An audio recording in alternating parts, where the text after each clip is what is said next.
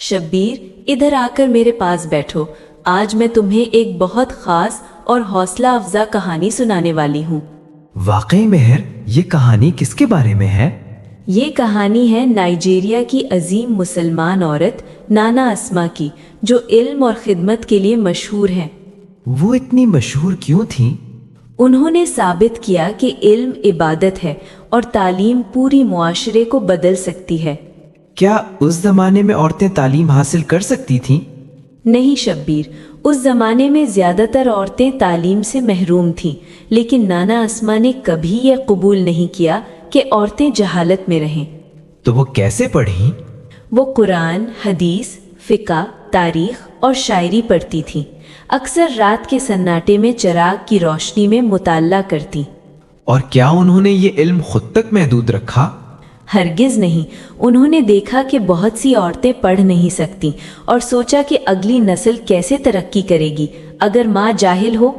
फिर उन्होंने क्या किया? उन्होंने एक निज़ाम बनाया जिसे यान तारो कहा जाता था। तालीम याफ्ता औरतें देहात में जाकर दीगर औरतों को कुरान, नमाज, अखलाक और जिंदगी गुजारने के उसूल सिखाती।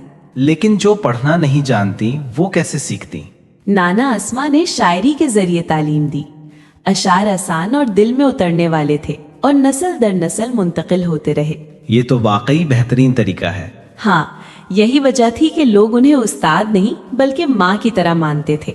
उनका नरमी भरा लहजा और सब्र सब पर असर करता था। क्या मर्द भी उनके इल्म का एहतराम करते थे?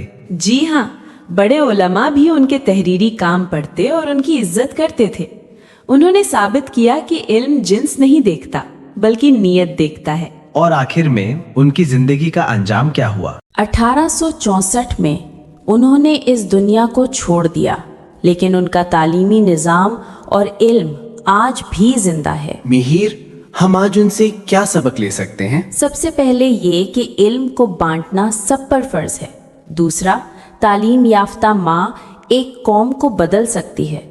और सबसे अहम ये कि एक ईमानदार शख्स पूरी कौम पर असर डाल सकता है। मैं भी इल्म बांटने वाला बनूंगा और दूसरों को सिखाऊंगा। यही नाना अस्मा का असल पैगाम है शब्बीर। याद रखो, इल्म बांटो और रोशनी बनो। मिहिर, क्या हमें ये भी सीखना चाहिए कि इल्म सिर्फ खुद के लिए नहीं बल्कि दूसरों के लिए भी होना चाहिए? इल्म की रोशनी बांटो, अपनी ज़ात तक महदूद न रहो, अपने बच्चों और ख़ानदान में इल्म मुंतकिल करो। सब्र और इस्तिक़लाल अपनाओ। हर मुश्किल हालात में भी हिम्मत न हारो, मेहनत जारी रखो। तालीम सबसे बड़ी दौलत है। हर बच्ची और हर बेटे को इल्म की बुनियाद फराहम करो। मिसाली किरदार कायम करो। अपनी ज़िंदगी के हर अमल से बच्चों के लिए मिसाल कायम करो। रूहानी और अखलाकी तरबियत दो। दुनियावी इल्म के साथ ईमान और अखलाक की तालीम भी ज़रूरी है। शायरी और कहानी के ज़रिए सबक दो। आसान और दिल को लगने वाले अंदाज में इल्म सिखाओ। हर दिन को कीमती समझो, वक्त ज़ाया न करो। हर लम्हा बच्चे की तरबियत और इल्म में लगाओ। मुआशरे की भलाई में हिस्सा लो।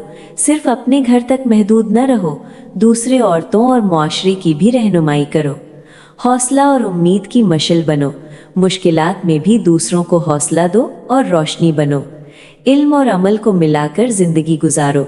तालीम हासिल करने के बाद अमल, खिदमत और जिम्मेदारी लाजमी है।